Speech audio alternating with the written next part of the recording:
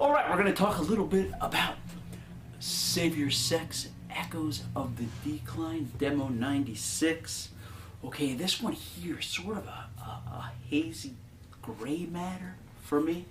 Kind of digging deep into the veils of time on this one. I remember by late 95, after we had recorded Story in Your Eyes, and after I had recorded Cult of the Lizard Gods' first demo, Those Under the Ground, I remember sitting back and kind of taking inventory of things. I remember wanting to really concentrate on the guitar. That was like a real problematic area for me. I was not even so concerned about the steady beat of the monotony of the drum machine track. That really wasn't really high on my priority list as far as improvements. Perhaps subconsciously I felt that there wasn't much I could do about that because I wasn't a drummer and didn't have any experience drumming. But I was the guitar player, and I felt that I really could improve upon those areas given the right medium or equipment that would make the difference in the recordings. So after those two demos, I kind of sat back and figured that the way to go for me would be to use effects. I listened back to Savior Sect's first two demos and figured that effects were the road that I wanted to take. Now, I started by going out and I remember buying some freestanding pedals, and what I would do is hook those up in series to create some effects. And I remember recording Cult of the Lizard Gods Enchanted using a whole series of distortion pedals. I also at this time with that demo as well was really starting to, as I mentioned last time, starting to really improv things. I would lay down the straight beat of the drum track, improvise the bass over that, improvise multiple guitar tracks, and then finally put down keyboard tracks that kind of were more repetitive than the rest of the song, kind of bringing some semblance of structure and some semblance of a song into the mix.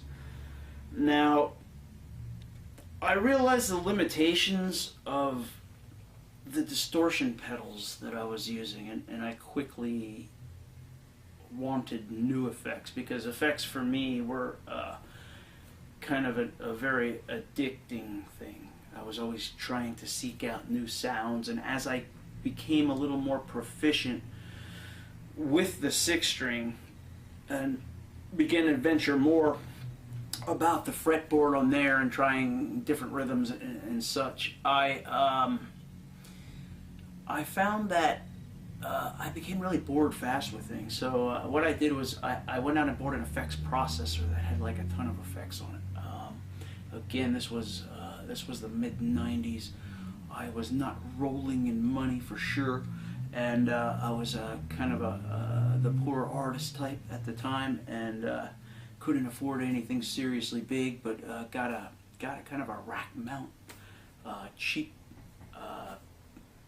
effects pedal that had multiple things on that I could at least mess with or change the gates and such on it, and it was kind of gave me more sounds to work with.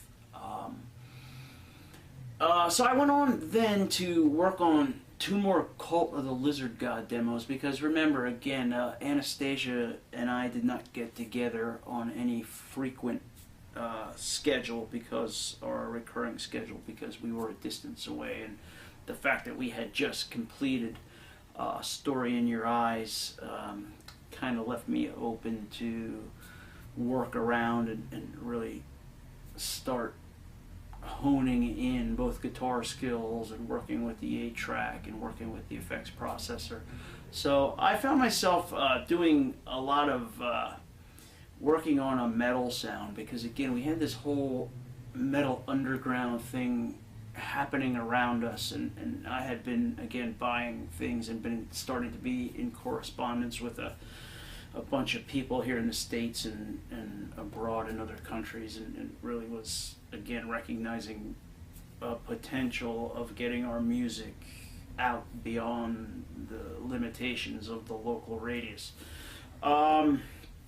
So I have been concentrating on the metal stuff, thinking that that would be a medium to kind of get to meet people easier than trying to push, you know, straight up clean singing gothic music within the underground. So I kind of wanted to use maybe the metal as a leader, and then kind of introduce Savior Sect in there, because Savior Sect being, you know, my true love of what I really wanted to push, because it was really what I was truly feeling. So I started improving, getting, you know, some more metallic type sound and more of a metal kind of driving power chord oriented thing going for Call to the Lizard God. And again, being this new improv thing really starting to take hold, so I was steadily improving on improv and feel, and which would be very conducive to a straight up goth sound, because it was kind of you know, totally by flow of emotion. You know, when I pick something up and just kind of improv on the spot and record weird overlays and such, it came off as eerie and dark, especially since the drum machine wasn't really allowing for changes in tempo or signaling distinct changes that a verse chorus structure might otherwise do in a song. So when I looked back on Story in Your Eyes, which was very verse chorus bridge verse chorus type stuff, I found that because the drum machine never changed to kind of signal the chorus, that perhaps that type of style was not so conducive to a steady beat of a drum machine.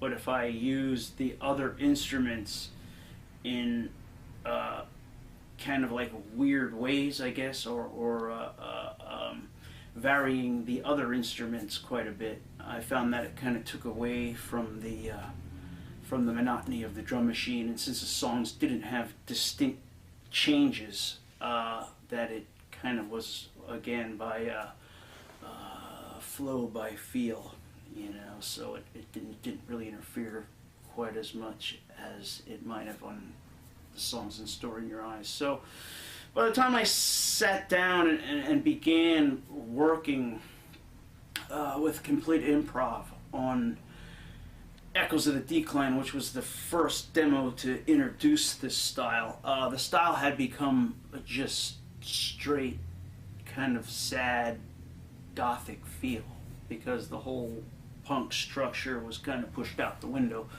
and there was no longer really any space for that in the music. Plus, it was becoming, again,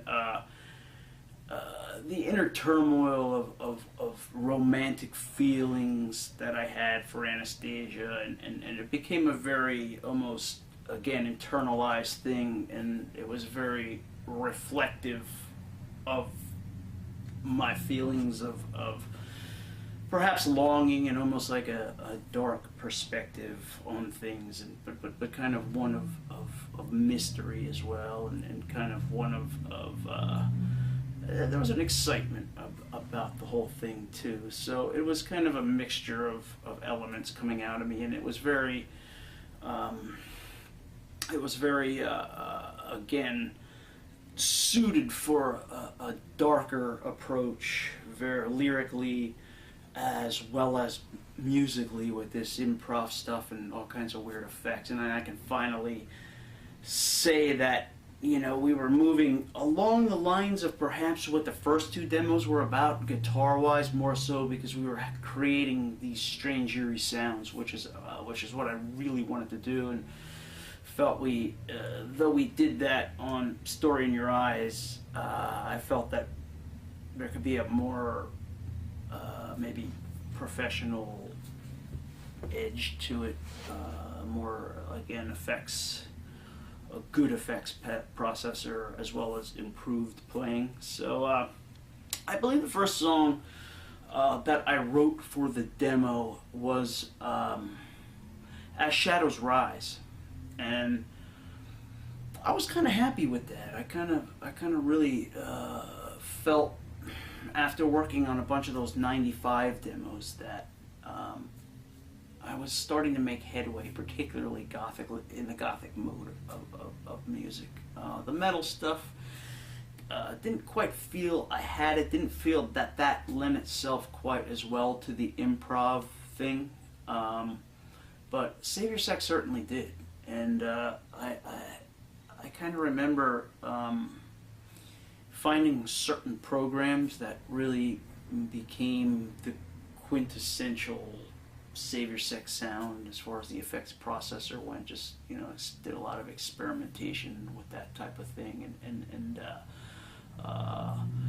found that with the effects on, even if the guitar playing was a little under par, that it covered a multitude of sins, just having effects on the guitars and some sustain and some, it just kind of allowed my playing to sound a little more rounded as well.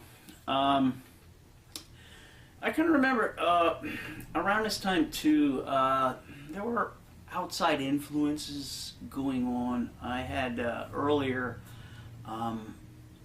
that year worked on a precursor kind of improvised goth piece from just a band I was, not really a band, a project I was kicking around completely solo, like called The Lizard God. Very Savior Sect oriented, not Anubis, just me kind of doing everything, just more or less practicing for Savior Sect recordings, I guess. I became very influenced by the films of Jane Hamilton, who another dark woman character who played dark characters, I should say, would be a more apt description. Usually played dark, evil characters, and found out that her work contained some pornography as Veronica Hart in the 70s and early 80s, and kind of drawn then into not so much into the pornography as might be expected, but became interested in the atmospheres surrounding the 70s, kind of seedy underground type of feel. I was always somebody kind of drawing from atmospheres. So both atmospheres created from her quote straight films or commercial films or non-pornography films and the pornography films, and kind of went out and purchased a book and dealing with reviews of 70s pornographic movies, and just kind of reading through some of these titles and getting a sense of kind of seedy, cheap life type of atmosphere. I could really draw on that. Some of the, the graininess of the film, the 70s decor, the red walls and paneling, and the whole, stuff that made up that stuff when I was a kid. It was that type of thing, and kind of looking at the title somehow just kind of inspired ideas for me then. And in Not Anubis, I kind of explored the whole Jane Hamilton phenomenon that was occurring within myself, and the influence that her films and her career or whatever was just kind of, again, it was the a dark woman type of thing that was kind of running parallel with Anastasia in Savior Sect, and it kind of brought me to a point where I felt that I could actually start combining some of these ideas together. And I found the title Behind the Green Door. Now I knew that I knew at the time this was a famous movie, but it was something that I hadn't seen or really looked into or any such thing.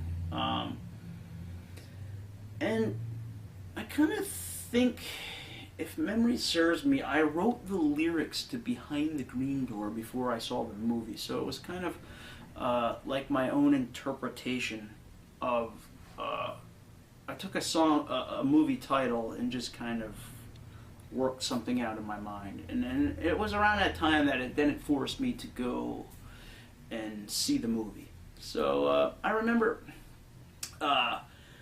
again, this playing a very heavy part in stuff like Thrill Killers, where we were starting to utilize sampling in the songs. Now, on the early takes of this demo, I don't remember the production being really good. I still did not, even if I had a better grip on how to use the 8-track recorder, my ears were not very developed as far as EQing and mixing, and I just didn't quite have the understanding of that type of stuff in those days, and as a result, our production usually suffered on the demos.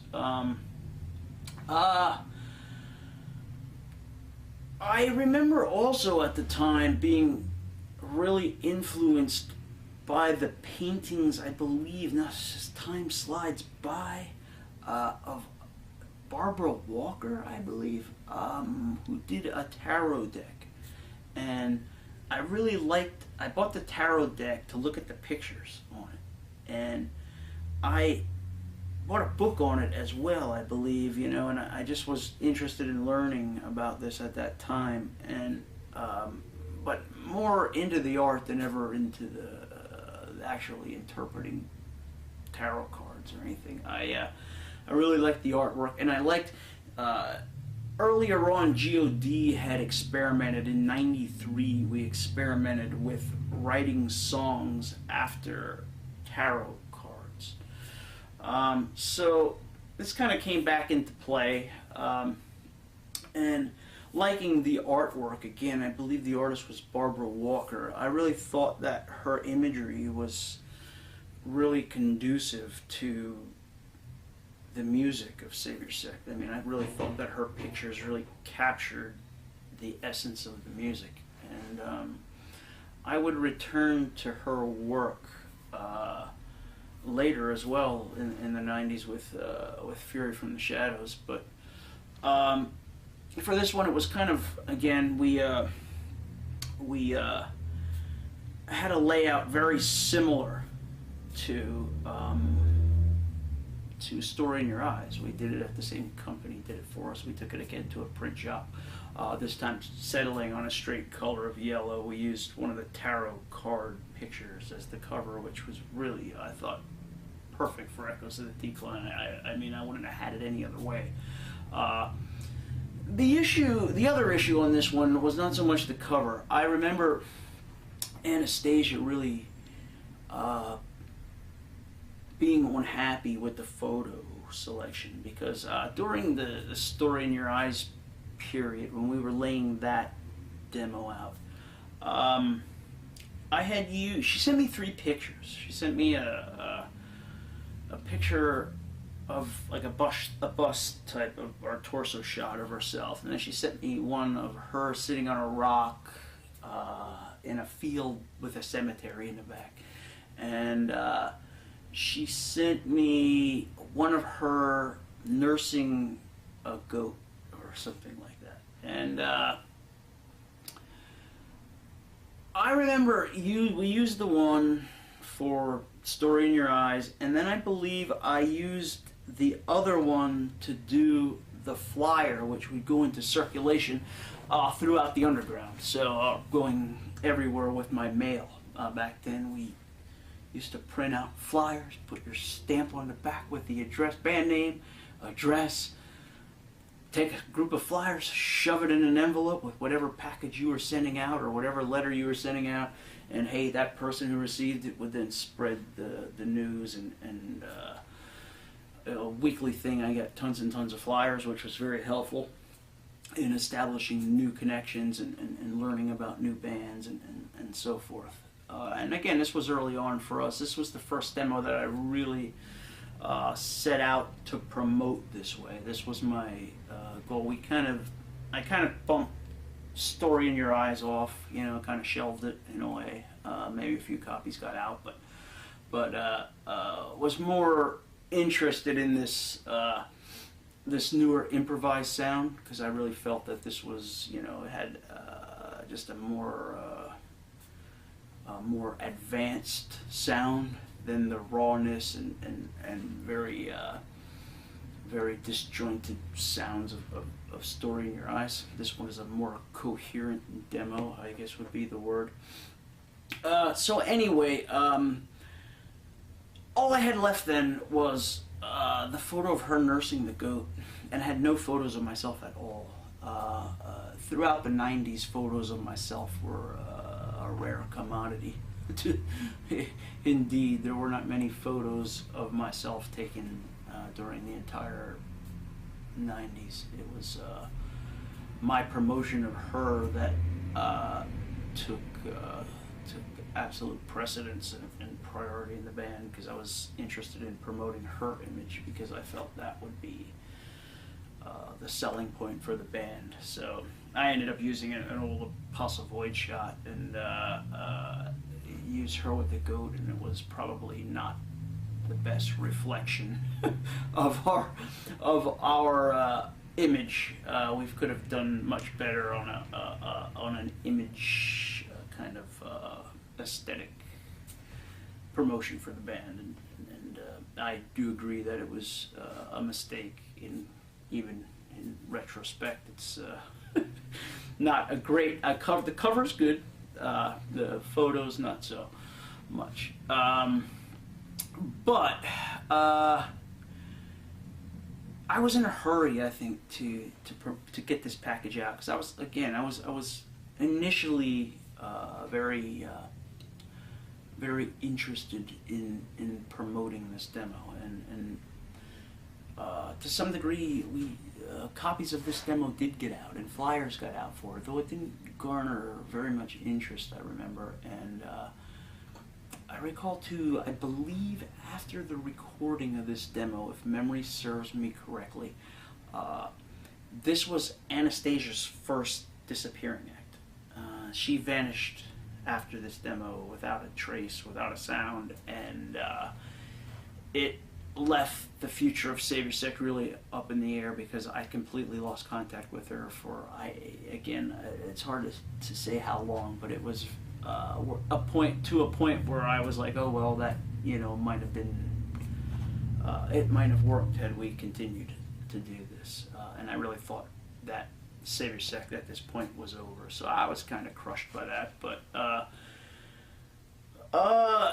at this point too, there were side projects to work on, and I found myself really being immersed in this new style that I came up with all this improvisation and guitar effects, and being really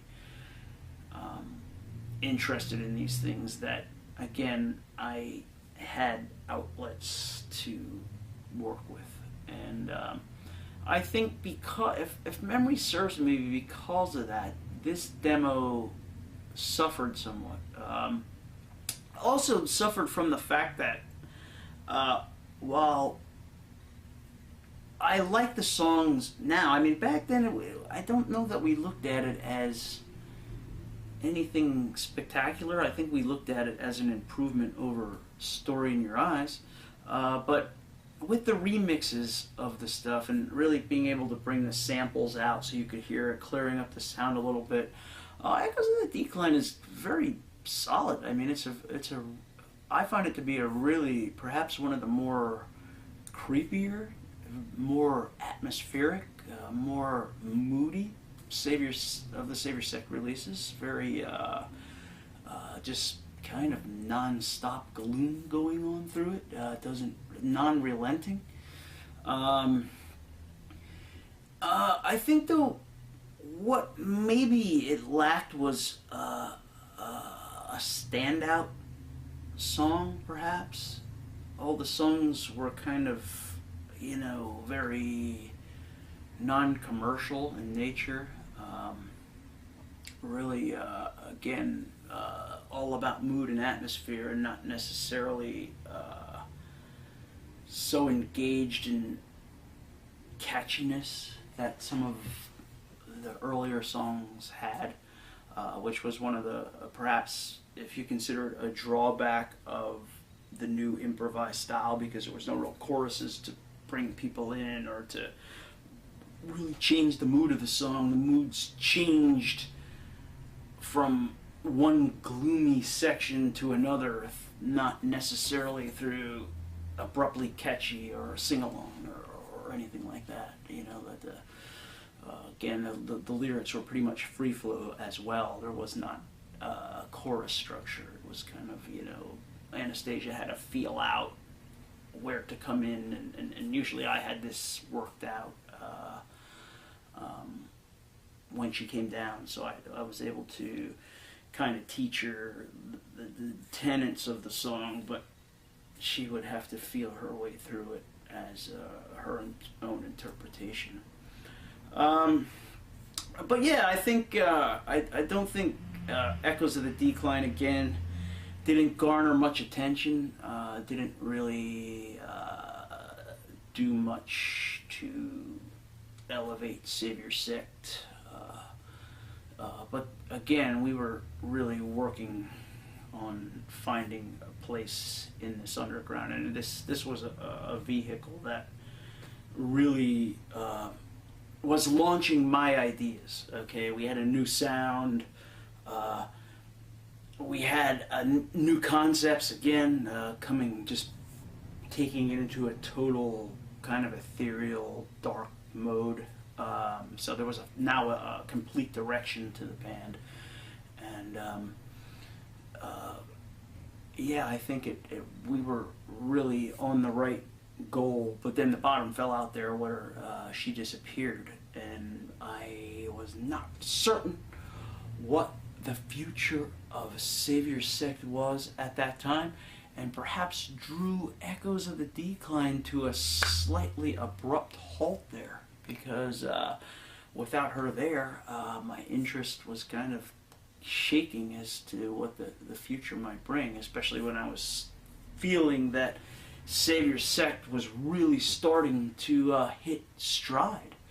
So what we'll do when I return, we're going to talk a little bit about each song that appears on 1996's demo, Echoes of the Decline from Savior Sect. Hey, I'll be back.